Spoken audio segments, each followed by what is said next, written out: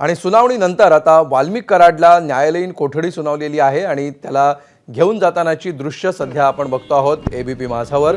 बीड न्यायालयानं न्यायालयीन कोठडी सुनावलेली आहे। वाल्मिक कराडची आता 14 दिवसांसाठी न्यायालयीन कोठडीमध्ये रवानगी होणार आहे। अधिक माहिती घेऊया, आमचे प्रतिनिधी गोविंद शेळके सध्या आपल्या सोबत आहेत। गोविंद, 14 दिवसांची न्यायालयीन कोठडी सुनावण्यात आलेली आहे। आता पुढची प्रक्रिया सुरू होताना दिसतीये, काय नेमकं घडतंय या क्षणी? नक्की अमोल, आपण बघतो की हा जो काही ताबा होता तो आता सीआयडी कडून जेल प्रशासनाकडे जाणार आहे। कारण ज्यावेळेस न्यायालयीन कोठडी होते त्यावेळी त्या आरोपीचा ताबा हे जेल प्रशासनाकडे द्यावा लागतो। त्या प्रक्रियेला सुरुवात झाली असं आपण म्हणू शकतो। कारण ज्या बीड शहर पोलीस स्टेशनमध्ये मागच्या 7 दिवसापासून वाल्मिक कराडची चौकशी सुरू आहे। सीआयडीच्या ताब्यात वाल्मिक कराड आहेत, एसआयटी चौकशी करते आणि आता वाल्मिक कराडला बाहेर काढण्यात आलेला आहे।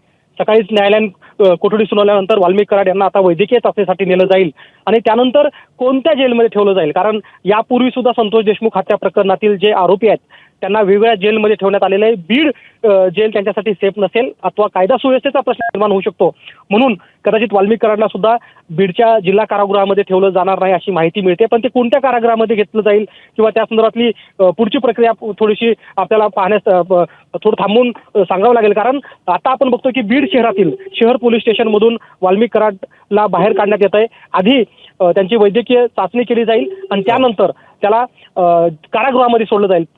विशेष म्हणजे न्यायालयीन कोठडीत असताना सुद्धा एक राईट ठेवलाय सीआयडीने स्वतःच्या ताब्यामध्ये। तो असा आहे की यापुढे ज्या ज्यावेळी वाल्मिक कराडची चौकशी करायची आहे त्याच्यावेळी त्यांचा परत पीसीआर सीआयडी कडून घेतला जाऊ शकतो, कारण तशी परवानगी दिल्यानंतर कोर्टाने न्यायालयीन कोठडी सुनावली आहे। त्यामुळे यापुढे संतोष देशमुख हत्या प्रकरणामध्ये वाल्मिक कराडला कशा प्रकारे तपासणीसाठी बाहेर काढलं जातं अथवा कोणत्या कोणत्या स्वरूपात तपासणी होते हे सुद्धा पाहणं मोठं औत्सुक्याचं असणार आहे। अमोल, निश्चित धन्यवाद गोविंद या सविस्तर माहितीबद्दल।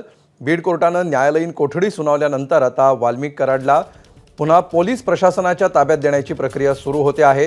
सीआयडीच्या ताब्यातून आता पोलीस प्रशासनाकडे वाल्मिक कराडचा ताबा जाणार आहे आणि त्यापूर्वी वैद्यकीय चाचणी घेतली जाणार आहे। या सगळ्या फॉर्मॅलिटीजना आता सुरुवात झालेली आहे आणि या सगळ्या फॉर्मॅलिटीची ही थेट दृश्य सध्या आपण पाहतो आहोत।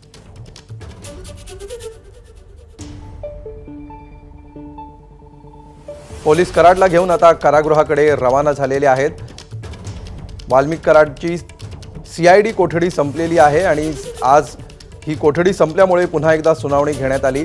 सीआयडीला आपल्या कोठडीत असताना जी माहिती वाल्मिक कराडकडून घ्यायची होती ती प्रक्रिया आता पूर्ण झाली आहे आणि त्यामुळे आता सीआयडी कोठडीनंतर न्यायालयीन कोठडी सुनावण्यात आलेली आहे। एबीपी माझा, उघडा डोळे बघा नीट।